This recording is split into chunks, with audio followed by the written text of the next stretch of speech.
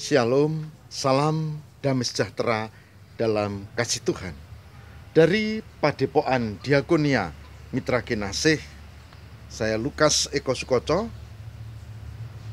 mengucapkan salam dalam kasih Tuhan, dan biarlah kasih setia Tuhan menyertai kita semua. Saudaraku yang terkasih di dalam Tuhan, kita akan membahas satu tema yang menarik, yaitu 3 makna lapar dan haus akan kebenaran berdasarkan Injil Matius 5 ayat 6. Saya ulangi, 3 makna lapar dan haus akan kebenaran berdasarkan Matius 5 ayat 6. Mari kita cermati hal ini, saudara. Saudara, lapar itu berkaitan dengan makanan, sedangkan haus tentu saja berkaitan dengan apa yang kita minum atau minuman. Dan keduanya ini terkait dengan kehidupan. Tidak ada manusia yang bisa bertahan hidup tanpa makan dan minum. Saya punya teman yang mengalami sesuatu yang istimewa. Karena apa? Teman ini kalau konsentrasi menulis, ya, dia suka membaca dan menulis, salah satu hobinya, maka dia bisa lupa makan, bisa lupa minum. Dan akibatnya adalah kesehatannya terganggu dan dia bahkan sakit. Bukan karena apa-apa, tapi karena lupa makan dan minum. Kelihatannya memang tidak masuk akal, lupa makan dan minum, tapi itu sungguh-sungguh terjadi. Dia gangguan pencernaan, bahkan sempat itu lambungnya sakit parah gara-gara hal ini. Bukan karena tidak ada yang dimakan, tapi dia lupa nafsu makannya itu tertutup oleh pikiran dan pekerjaannya. Dan ini berbahaya. Saudaraku, makan dan minum yang tidak teratur itu sebuah investasi datangnya satu penyakit. Pasti. Makan dan minum yang tidak seimbang itu juga investasi datangnya satu penyakit. Tinggal kita lihat, kalau dia tidak imbang, terlalu banyak gula, ya diabetes mengancam. Kalau dia kemudian makan ini ada vitamin tertentu yang kurang, B ya juga penyakit, C kurang juga penyakit, A kurang juga penyakit, begitu seterusnya. Pokoknya makan, minum yang tidak teratur itu tidak bagus. Saudara, dalam kehidupan spiritual ini juga terjadi. Ada orang yang mengandalkan makan dan minum seminggu sekali, makanan rohaninya, yaitu ketika dia ke gereja. Ada yang seminggu 2 kali, selain ke gereja ada persekutuan pemanah kita. Ada yang seminggu belum tentu, ada yang rutin setiap hari dia makan dan seterusnya. Dan itu akan mempengaruhi proses kesehatan spiritual kita. Saudara, lapar dan haus akan kebenaran ini akan menyerangkan kepada kita betapa pentingnya kita untuk melakukan kegiatan makan minum ini secara teratur, secara rohani tentu maksudnya. Saya sudah belajar tentang hal ini, dan saya belajar untuk menata hidupku dengan makan minum teratur, tapi juga makan minum yang seimbang. Semoga ini menjadi inspirasi terutama untuk hal yang spiritual, rohani. Saudara, kita akan bersama melihat bagaimana kesaksian Alkitab tentang hal ini. Saudara, kita akan membaca kesaksian Injil Matius 5 ayat yang ke-6. Matius 5 ayat ke-6. Yang demikian sabda Tuhan. Berbahagialah orang yang lapar dan haus akan kebenaran, karena mereka akan dipuaskan. Saya ulang baca, Matius 5 ayat 6. Berbahagialah orang yang lapar dan haus akan kebenaran, karena mereka akan dipuaskan. Saudara yang berbahagia, barang siapa yang mendengarkan firman Tuhan dan yang memelihara dalam kehidupan setiap hari. Saudaraku yang terkasih di dalam Tuhan, lapar dan haus di sini bukan tentang makanan minuman seperti tadi kita bicarakan, tapi tentang kebenaran. Kebenaran tentu yang dimaksudkan bukan kebenaran yang subjektif, yang saya miliki, yang orang lain miliki, yang Bapak Ibu miliki, bukan. Tapi kebenaran ini adalah kebenaran hakiki yang menjadi milik Tuhan. Kebenaran hakiki yang menjadi milik Tuhan. Oleh sebab itu, kebenaran inilah yang identik dengan kehendak Tuhan.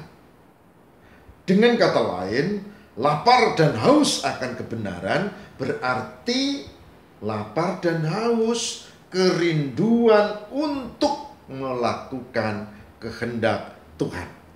Nah, saudara, ada 3 makna penting kalau kita mau menghayati hal ini. Orang yang rindu, orang yang memiliki kemauan untuk hidup sesuai dengan kehendak Tuhan.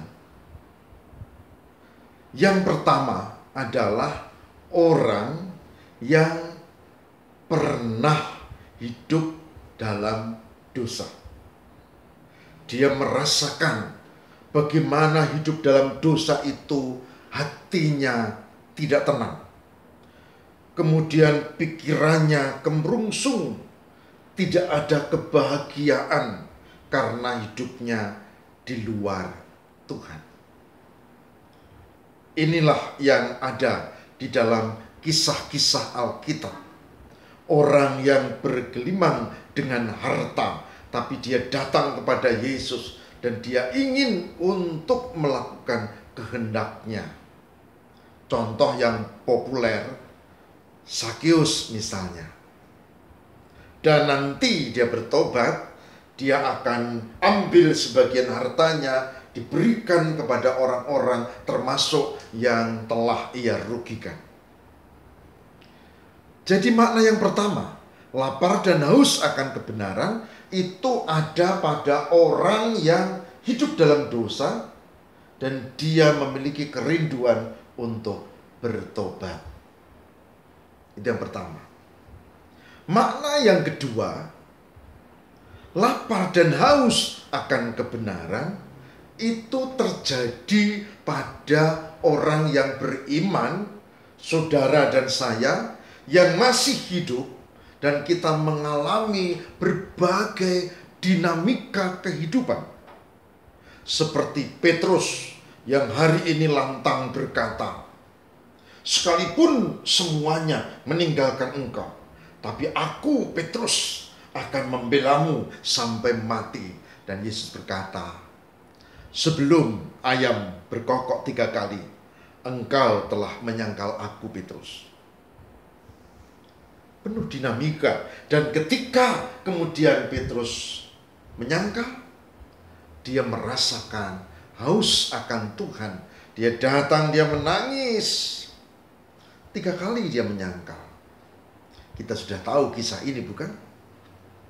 Jadi makna yang kedua, lapar dan haus akan kebenaran, itu pada orang beriman yang sekarang sedang dalam kondisi terus-menerus berjuang untuk setia karena godaan itu tak pernah pupus. Ada orang yang berkata, ya kan jangan takut, Gusti Allah ki ora sare, Tuhan itu tidak tidur. Saya bilang amin, tapi setan juga nggak pernah tidur. Selalu cari kelemahan kita kan. Oleh sebab itu, bagi saudara-saudara yang sekarang masih hidup dan kita bersungguh-sungguh, mari kita jaga dinamika hidup kita dan kita haus akan Tuhan. Kalau kita jatuh, kalau kita kemudian berdosa, kembalilah bertobat. Satu, untuk orang yang belum mengenal Tuhan, hidup dalam dosa, lalu bertobat. Yang kedua, untuk orang yang sekarang sudah di dalam Kristus, kemudian ada godaan dan kemungkinan dia juga jatuh dan rindu akan kehendak Tuhan. Maka makna yang ketiga dari lapar dan haus akan kebenaran adalah niat dan tekad kita untuk sungguh-sungguh mencari kehendak Tuhan. Jangan nunggu jatuh, tapi kita harus hati-hati supaya tidak jatuh dan kita mencari kehendak Tuhan. Pertanyaannya, caranya? Caranya adalah ya tentu dengan memupuk kedisiplinan rohani. Supaya apa? Tidak hanya tubuh ini sehat dan kuat, tapi juga iman kita kuat. Kalau tubuh, makan minumnya teratur, imbang, vitamin, sayuran, dan seterusnya. Kalau spiritual, rohani, ya sama. Tapi makan minumnya bukan vitamin yang seperti tadi, tapi adalah firman Allah. Disinilah kita mengenal kehendak Tuhan. Di sini kita menemukan apa yang Tuhan mau untuk hidup kita. Oleh sebab itu, logikanya membaca firman Tuhan bukan ketika kita di gereja saja, PA, bukan ketika kita di kelompok PA saja, tapi ini dilakukan setiap hari.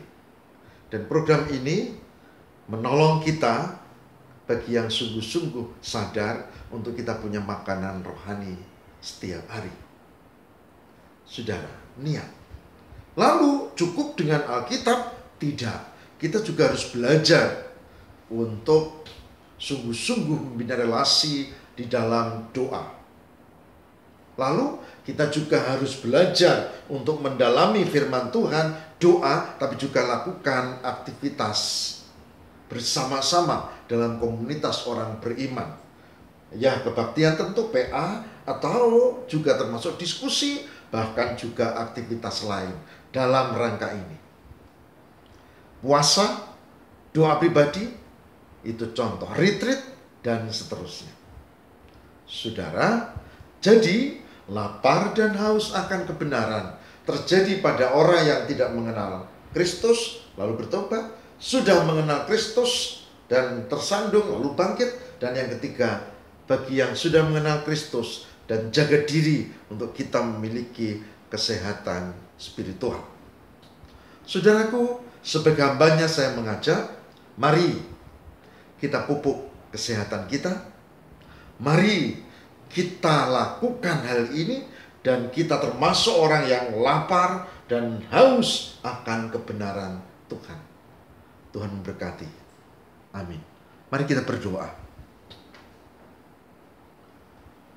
Tuhan, bimbing dan sertai kami untuk tetap senantiasa lapar dan haus akan kebenaran. Hidup sesuai dengan kehendak-Mu. Dan kerinduan itu yang kami jaga terus-menerus, sehingga hidup kami tidak mendukakan hati Tuhan. Tapi kami mampu untuk berelasi dengan Tuhan dan sesama, dan hidup kami menjadi berkat buat sesama. Tuhan, mampukanlah kami untuk menjaga ritme hidup spiritual kami dengan membaca firman Tuhan, dengan doa pribadi, dengan puasa, dengan aktivitas-aktivitas bersama umat lainnya. Tuhan berkati. Satu yang kami pinta, biarlah hari ini kami belajar tentang lapar haus akan kebenaran dan kami mampu melakukannya.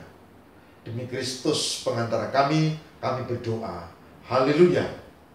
Amin.